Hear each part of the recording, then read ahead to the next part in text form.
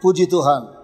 Sebelum kita mengikuti pembacaan dan perenungan firman Tuhan, kita berdoa. Bapa di surga, kami bersyukur kami masih ada sampai hari ini.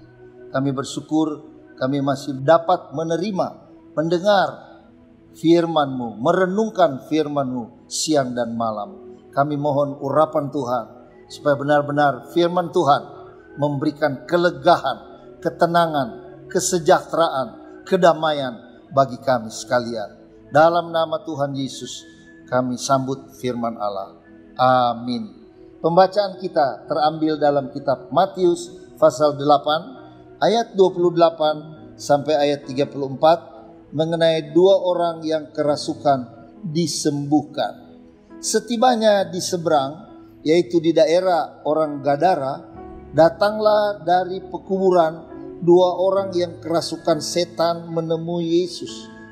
Mereka sangat berbahaya, sehingga tidak seorang pun yang berani melalui jalan itu. Dan mereka itu pun berteriak, katanya, "Apa urusanmu dengan kami, hai anak Allah? Adakah engkau kemari untuk menyiksa kami sebelum waktunya?" Tidak jauh dari mereka itu sejumlah besar babi sedang mencari makan. Maka setan-setan itu meminta kepadanya, katanya, "Jika engkau mengusir kami, suruhlah kami pindah ke dalam kawanan babi itu." Yesus berkata kepada mereka, "Pergilah." Lalu keluarlah mereka dan masuk ke dalam babi-babi itu. Maka terjunlah seluruh kawanan babi itu dari tepi jurang ke dalam danau dan mati di dalam air. Maka larilah penjaga-penjaga babi itu, dan setibanya di kota diceritakannya lah segala sesuatu juga tentang orang-orang yang kerasukan setan itu.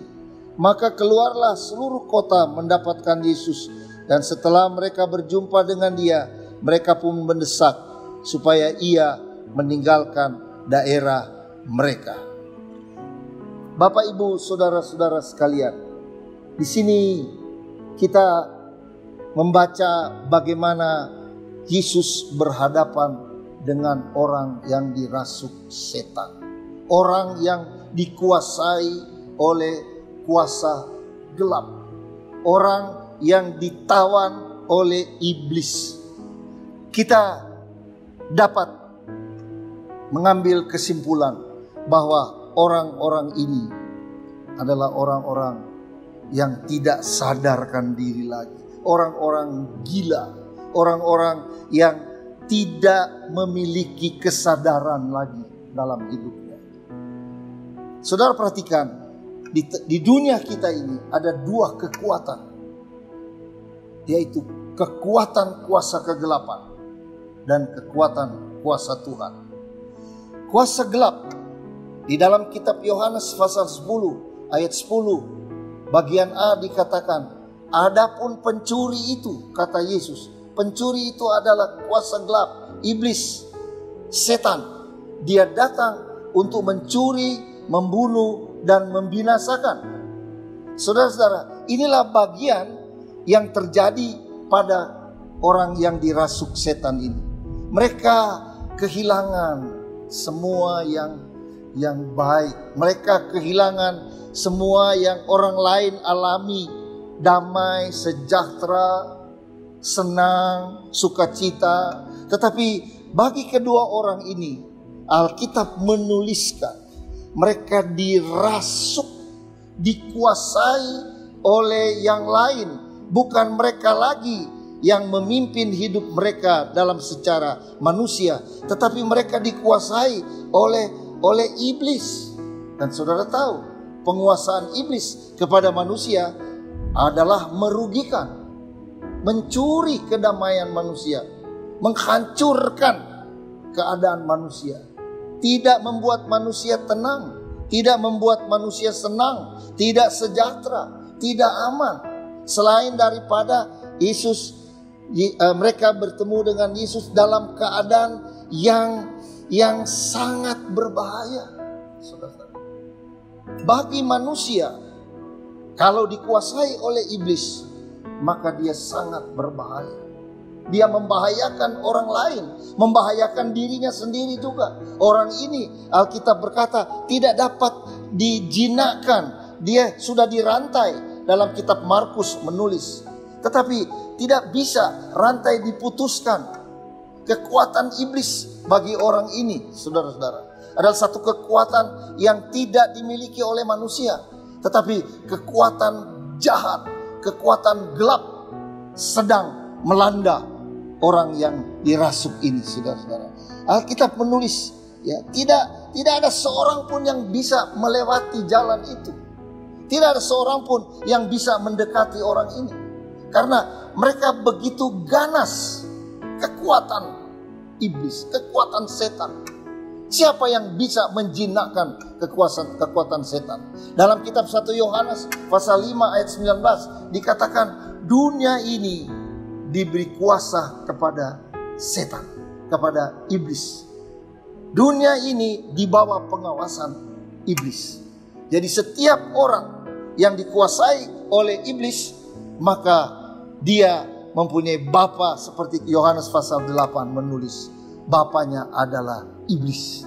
Bapanya adalah si raja kegelapan, raja pendusta, raja penyiksa. Dia menyiksa manusia. Manusia tidak bisa tenang. Dia berada di kubur. Bukan tempatnya manusia ada di kubur. Yang hanya di kubur adalah orang-orang yang mati. Dan dia tidak bisa didekati. Iblis menghancurkan perasaannya, menghancurkan kehidupannya. Saudara-saudara, kekuatan siapakah yang dapat mengalahkan? Di dalam 1 Yohanes pasal 4 ayat 4, saya sering ucapkan firman ini karena saya sendiri mengalami ayat ini. Puji Tuhan, kita memiliki lebih besar. Yang ada pada kita itu lebih besar daripada yang ada di dalam dunia ini. Kita sebagai umat-umat Tuhan, marilah kita percaya kita memiliki Tuhan. Tuhan yang besar itu, yang sudah mengalahkan setan itu. Sebagaimana setan itu diusir oleh Yesus, si raja kegelapan itu keluar dari orang itu, sehingga orang ini kembali, dia sadar. Dan iblis tidak lagi menguasai orang ini. Kenapa? Karena ada satu kekuatan yang lebih dahsyat yang sedang bekerja, yang sudah bekerja. Di mana kuasa itu ada pada Yesus. Saudara-saudara, kitab Efesus pasal 1 menuliskan betapa hebat kuasanya bagi kita orang yang percaya. Kalau kita percaya, iblis tidak dapat mengalahkan kita. Kalau kita hidup di dalam Kristus, maka Kristus yang sudah mengalahkan iblis itu, kita pun dapat mengalahkan iblis itu. Karena lebih besar dia yang ada pada kita daripada yang ada di dalam dunia ini. Saya percaya kekuatan apapun di dunia ini, kalau itu bukan kuasa Tuhan, itu tidak dapat mengalahkan kita. Karena kita sudah memiliki Kristus yang menang. Kita sudah memiliki Tuhan yang kuat, yang dahsyat itu, yang mengalahkan iblis, yang sudah menghancurkan kekuatan iblis itu di kayu salib. Percayalah, Yesus adalah pemenang, dan orang yang di dalam Kristus lebih daripada pemenang. Tuhan memberkati kita sekalian. Puji Tuhan, kita berdoa. Terima kasih Bapa di surga untuk firman-Mu. Kami bersyukur kami memiliki Engkau yang mengalahkan si jahat itu. Terima kasih Tuhan, kami boleh memiliki Tuhan yang selalu sadar diri bahwa hidup kami ada di dalam Tuhan. Kiranya kemenangan Tuhan terus menjadi kemenangan kami. Apapun yang kami hadapi, Tuhan di pihak kita. Kristus di dalam kita itu lebih besar dari apa yang ada pada dunia ini. Haleluya. Dalam nama Tuhan Yesus. Amin.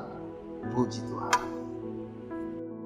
How great is our